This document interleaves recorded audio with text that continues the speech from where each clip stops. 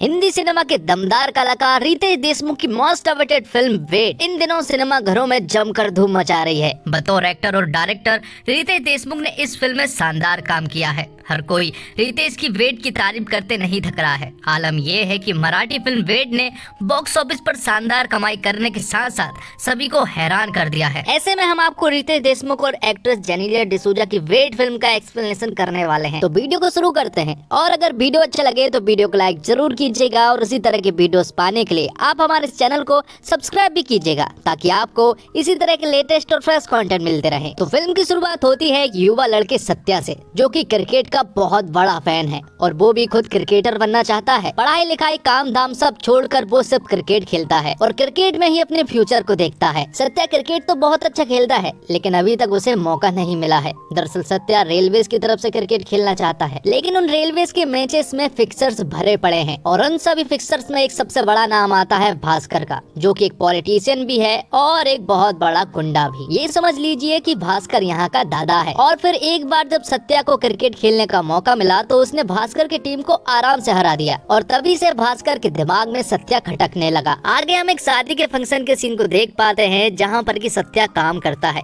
और वहीं पर उसकी मुलाकात होती है निशा नाम की लड़की से। जब सत्या ने उसे पहली बार देखा तो उसे पहली नजर वाला प्यार हो जाता है निशा से। तो यहाँ पर थोड़े कंफ्यूजन और थोड़े कॉमेडी के साथ फिल्म आगे बढ़ती है, लेकिन आगे चलकर निशा और सत्या एक दूसरे को पसंद करने लगते हैं। और जब एक दिन निशा और सत्या साथ में होते हैं तो यहाँ पर भास्कर उन दोनों को देख लेता है। अब क्योंकि उसे तो सत्या से पहले से ही बदला लेना था और यहाँ पर कहीं ना कहीं निशा भी उसे पसंद आ गई थी, इसलिए भास्कर जो है वो निशा के फादर के पास चला जाता है और उसे सत्या के बारे में बता देता है। साथ ही वो उसके पिता को भड़का देता है कि सत्या अच्छा इंसान नहीं है और वो आपकी लड़की को यूज कर छोड़ देगा, इसलिए उसके पिता निशा को घर में बंद कर देते हैं। साथ ही निशा के फादर भास्कर से कहते हैं कि वो जाकर सत्या को डरा धमका कर समझाए कि वो निशा से दूर रहे, लेकिन यहाँ पर भास्कर के दिमाग में तो कुछ और ही चल रहा था। वो तो सत्या को मारना चाहता था और भास्कर जब ये बात अपने साथी को बता रहा होता है तो निशा ये सब कुछ सुन लेती है, जिसके बाद निशा तुरंत ही अपने घर से भाग जाती है और फौरन सत्या के पास पहुंचती है। अब क्योंकि निशा को भास्कर की प्लानिंग के बारे में सब कुछ पता चल गया था, इसलिए वो सत्या को लेकर अपने पिता के पास जाती है, जो कि नेवी के कैप्टन है और वो ताज होटल में रुके हुए हैं। तो निशा सत्या को लेकर ताज होटल जाती है और 606 रूम में सत्या को छोड़ देती है और अपने पिता से मिलने के लिए जाने लगती है। लेकिन यहाँ पर सत्या निशा को बताता है कि आज उसका सिलेक्शन वाला डे है, आज बाहर से सिलेक्टर्स आ रहे हैं और वो प्लेयर्स को सिलेक्ट करेंगे। लेकिन निशा उसे कसम दे देती है और उसे कहती है कि बाहर भास्कर के लोग घूम रहे हैं तुम्हें मारने के लिए, इसलिए तुम बाहर ना जाओ और जब तक वो नहीं आ जाती तब तक वो इसी कमरे में रुके। और ये सीन यहीं पर कट होता है और फिर अगले सीन में हम देखते हैं कि कहानी अब 12 साल आगे पहुंच चुकी है, जहां पर कि हम सत्या को देखते हैं जिसका हाल कबीर सिंह टाइप हो चुका था। क्योंकि 12 साल पहले कुछ तो बिगड़ा है, इसलिए सत्या का ये हाल हुआ है, जिसके कारण अब सत्या पूरी तरह से बदल चुका है। अब उसे हर रोज शराब चाहिए होती है। अब सत्या पूरी तरह से बेवड़ा बन चुका है। साथ ही हमें यहाँ पर यह भी पता चलता है कि सत्या की शादी हो चुकी है और यहाँ पर एक आदमी आता है जो कि सत्या को बताता है कि भास्कर के लोग उसकी पत्नी को छेड़ रहे हैं और सत्या की पत्नी कोई और नहीं बल्कि जेनेलिया डिसूजा होती है,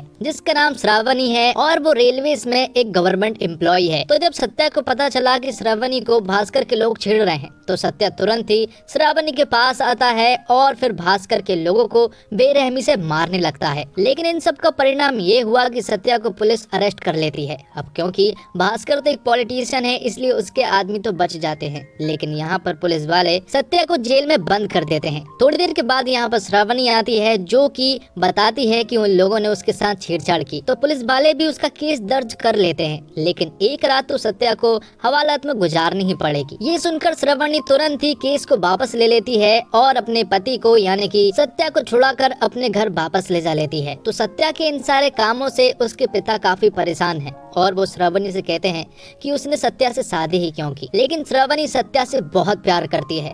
हालांकि उनकी शादी को 7 साल हो चुके हैं, लेकिन अभी तक सत्या श्रावणी से ठीक ढंग से बात भी नहीं करता है। लेकिन इन सब चीज से श्रावणी को रत्ती भर भी फर्क नहीं पड़ता है कि उसका पति उससे ठीक ढंग से बात नहीं करता है या फिर वो उससे प्यार नहीं करता है। जबकि जब सत्या की गलती भी होती है तब भी श्रावणी सत्या का ही साथ देती है। दरअसल श्रावणी का जो मायका है वो सत्या के घर के जस्ट बाजू में है, जहाँ पर उसके माता पिता भी श्रावणी को बहुत चिल्लाते हैं क्योंकि उसने ऐसे आदमी के साथ शादी की जो कि पूरी तरह से बेवड़ा है और काम काम धाम भी कुछ नहीं करता है और यहाँ तक कि श्रावणी तो उसे रोज दारू पीने के लिए पैसे भी दिया करती है। अब आप लोग सोच रहे होंगे कि आखिर श्रावणी सत्या से इतना प्यार क्यों करती है। तो यहाँ पर हमें एक फ्लैशबैक की एक स्टोरी सुनाई जाती है जिसमें कि हमें सत्या और श्रावणी को स्कूल में दिखाया जाता है जो कि साथ में पढ़ते हैं। दरअसल श्रावणी सत्या को बचपन से जानती है और वो सत्या से बेइंतहा प्यार भी करती है। श्रावणी तो सत्या के साथ तब भी परछाई की तरह साथ थी जब सत्या उसे नोटिस भी नहीं किया करता था, लेकिन श्रावणी तब भी उतना ही सत्या से प्यार किया करती थी। लेकिन फिर एक दिन श्रावणी को निशा के बारे में पता चलता है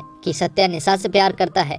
ये बात जानने के बाद तो श्रावणी का पूरी तरह से दिल टूट जाता है। इसके बावजूद श्रावणी ने सत्या से प्यार करना नहीं छोड़ा। लेकिन अब 7 साल बीत चुके हैं उनकी शादी के, लेकिन श्रावणी को अभी तक अपना प्यार नहीं मिला है जो कि उसका बचपन का प्यार है। हालांकि सत्या उसे मारता पीटता नहीं है और ना ही उसके साथ बुरा व्यवहार करता है। बस प्रॉब्लम ये है कि वो अभी तक निशा को नहीं भूल पाया है, इसलिए अभी तक वो नॉर्मल नहीं हो पाया है। जबकि सत्या के पिता चाहते हैं कि वो कुछ काम करे, दारू से उन्हें प्रॉब्लम नहीं है। और कुछ दिन पहले सत्या के पास कोच बनने का ऑफर आया था, लेकिन उसने वो ऑफर ठुकरा दिया। इसी वजह से सत्या के पिता उसे खूब चिल्लाते हैं क्योंकि वो चाहते हैं कि सत्या कुछ काम करे। इसके बावजूद सत्या की पत्नी यानी कि श्रावणी उसे पूरा सपोर्ट देती है और उसे दारू पीने के लिए पैसे भी देती है। उसे मालूम है कि उसका प्यार नहीं मिलने वाला, इसके बावजूद वो उससे काफी प्यार करती है। और घर के कामों के साथ साथ श्रावणी अपनी जॉब को भी मैनेज करती है और हाल ही में उसका प्रमोशन हुआ है जिसके लिए उसे नागपुर जाना होगा। लेकिन श्रावणी ने अपने सर से साफ मना कर दिया कि वो नागपुर नहीं जाएगी क्योंकि उसे ये पोस्ट पसंद है और वो अपने घर को छोड़कर नहीं जाना चाहती। लेकिन अब सत्या की हद हो चुकी थी क्योंकि अब वो पूरी तरह से बेवड़ा बन चुका था और ये इस बात का एहसास कहीं ना कहीं सत्या को भी हो गया था।